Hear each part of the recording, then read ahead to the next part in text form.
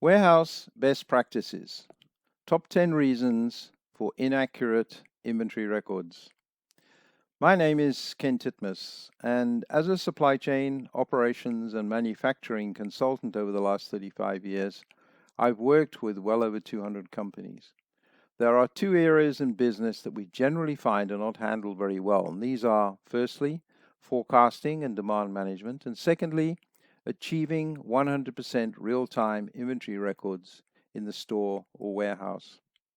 Today we'll concentrate on the latter, inventory accuracy. When we ask management the accuracy levels of their inventory, we usually get the replies, well, okay, not too bad, could be better. Rarely do we actually get a percentage figure. If management understood or even measured the cost of poor inventory accuracy, they might then do something about it. Some time ago, a survey was done of 1,100 companies, and it was established that for a company of $100 to $200 million of turnover, poor inventory accuracy could cost the company in the region of about $7 million a year. Now, this is a waste. Over the years, we've developed what we call a world-class warehouse assessment, which compares the company's warehouse operations to what we would consider to be a world-class warehouse operation. The assessment contains over 30 aspects of warehouse best practices and gives a score as a percentage achieved. What we want to do in this podcast is to focus on what we have found to be the top 10 reasons that contribute to inaccurate inventory. These are not in any order, as every warehouse or store is different. Number one, education and training. Although we said these reasons for lack of inventory accuracy are not in order, without a doubt, in most assessment reports we have presented to companies, this is at the top of the list. Generally, we find that the employees in the warehouse are the least educated, trained, and empowered employees in the company, and yet they're responsible for the company's bank vault.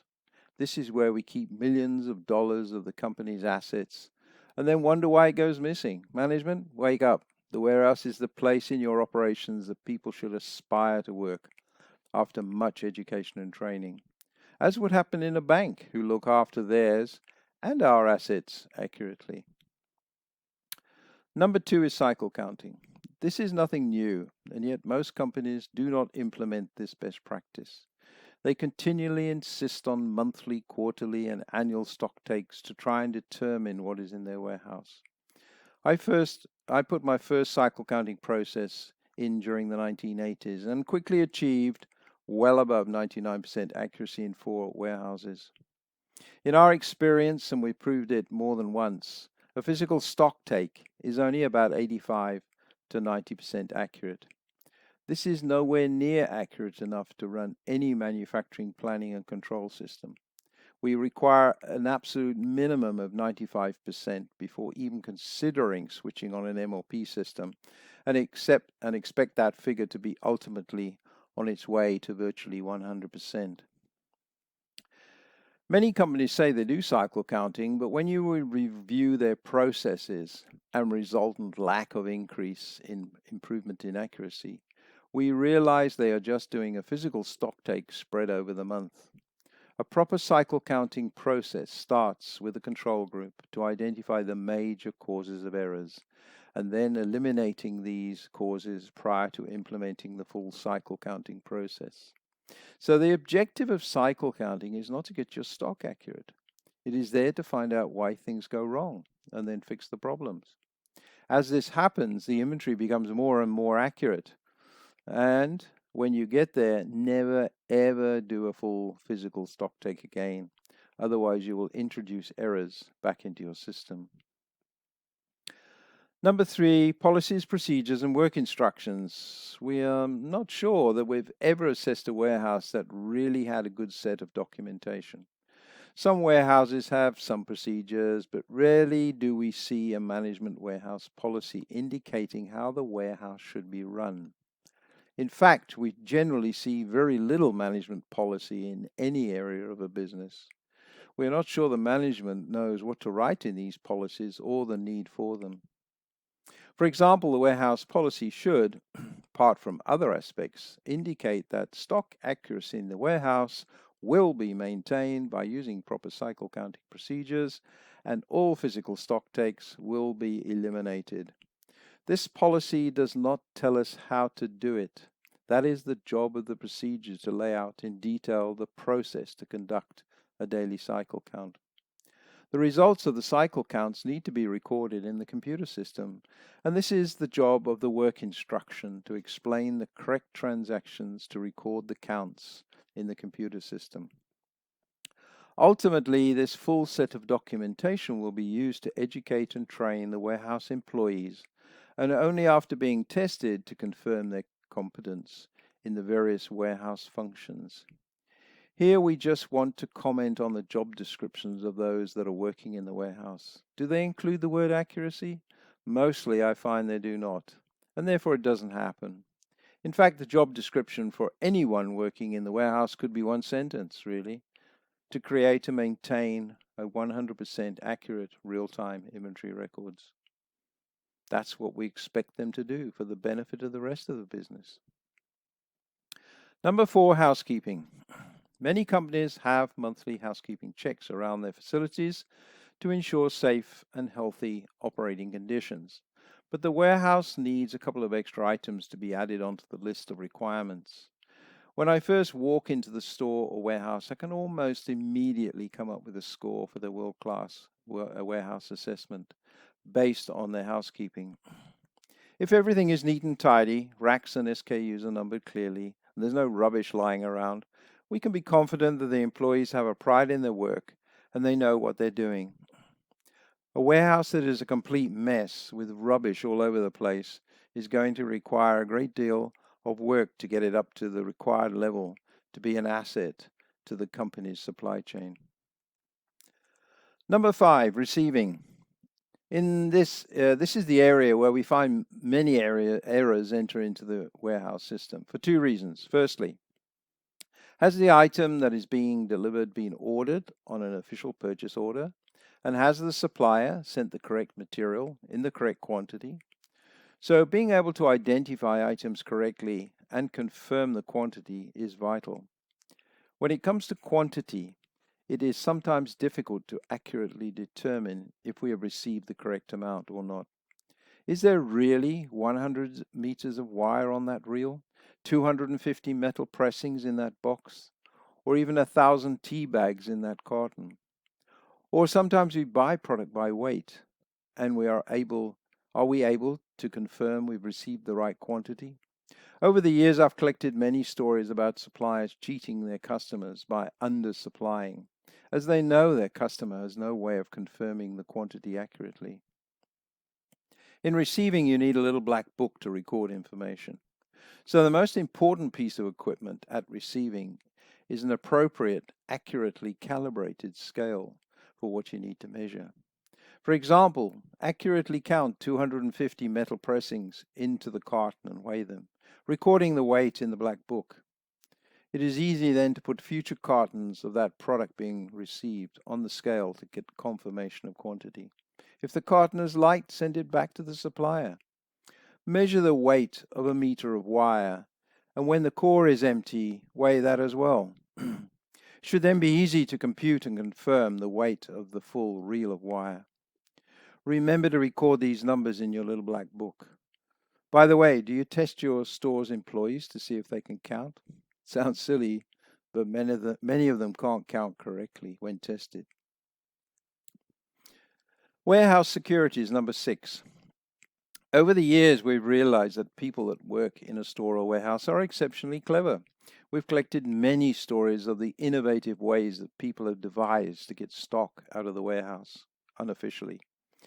Maybe I should write a book. Time is too short to relate any of these tales now. But if you are responsible for warehouse, think like a criminal and see how you would relieve the stock out of the store illegally. If I were a criminal, I would certainly look for a warehouse that does not perform proper cycle counting, because if I'm careful, not too greedy, it's unlikely I'll get caught. With proper cycle counting, causes of errors are very quickly picked up, and shrinkage is definitely one of them. There are many reasons for poor security, but probably the main one is the warehouse is left open and people can wander in and out at leisure. This is your bank vault. Treat it as such. It should be written into the company policy that to be found in the store without permission and being escorted by an employee working in the area, it's a serious offense with a written final warning. Second time, dismissal. Visual performance measures are number 7. Very rarely do we see visual performance measures in a warehouse or store. We would like at least to see inventory accuracy indicated at the warehouse, so we know how well we can believe the on-hand balances in the computer system when making decisions to replenish stock or allocate inventory to works or sales orders. If inventory accuracy is below 90%, I would probably ask the store to confirm quantities before making a decision.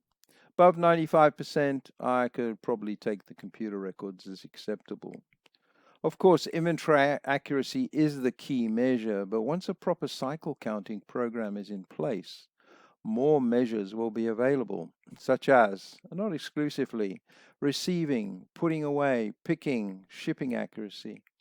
We found that those companies that do not have inventory accuracy on the boss's daily dashboard find it difficult to reach their accuracy targets.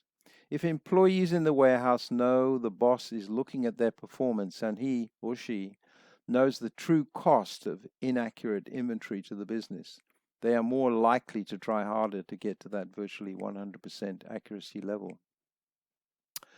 Number 8, shipping. Where materials enter and exit the warehouse. These are certainly places for errors to take place. We've already mentioned receiving, but we have also found criminal activity taking place at the point where stock leaves the warehouse. Here we usually set up a third-party check on goods that have been brought to the marshalling area by the picker to ensure 2 things. 1, the customer is going to get exactly the right items and quantities that he ordered. And secondly, to ensure there's no collusion between the picker and the person loading the trucks or issuing to the customer. These third-party checkers need to be rotated on a regular basis to ensure no improper relationships can develop between employees. Number 9 is discipline. This is a problem throughout many businesses, not only in the warehouse.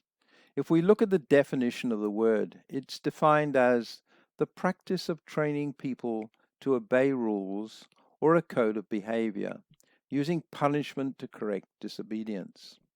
The key here is training, and we would say testing as well to confirm compliance, and then auditing regularly to make sure employees are still conforming to the correct procedures and have not slipped into shortcuts or leaving out parts of the procedure that could affect others in the organization. The punishment would be disciplinary action, probably written warnings, and in some cases, retraining and assessment if necessary. Lastly, number 10, continuous improvement. This is the cream on the top, but I do not see many companies getting to the point where they have a regular continuous improvement program on the go. Some companies have introduced green areas where the employees have a quick meeting each morning to look at what went wrong the previous day, look for solutions, and implement continuous improvement. Of course, with a proper cycle counting program, you are also continuously improving as you find reasons for errors in your inventory records and then eliminate them. There is always a better way. We need to find it and move forward and upwards. If you're not improving, then you are going backwards. So in conclusion, considering what we have just discussed, the logical place to start a warehouse improvement program is with education. In this regard, vCare have recently introduced their Certified in Stores and Stock Control, CSSC program, which covers many of the points mentioned. In fact, it really makes sense that everybody working in the warehouse should have some form of certification due to the importance of their job and the vast amount of the company's assets in their care. Something else that could be added to the warehouse policy: all employees need to be certified in stores and stock control. We would be happy to assist you in achieving that important goal of 100% accuracy in real time on your inventory records. And you can contact me at ktitmus@mweb.co.za. That's KTITMUSS@mweb.co.za.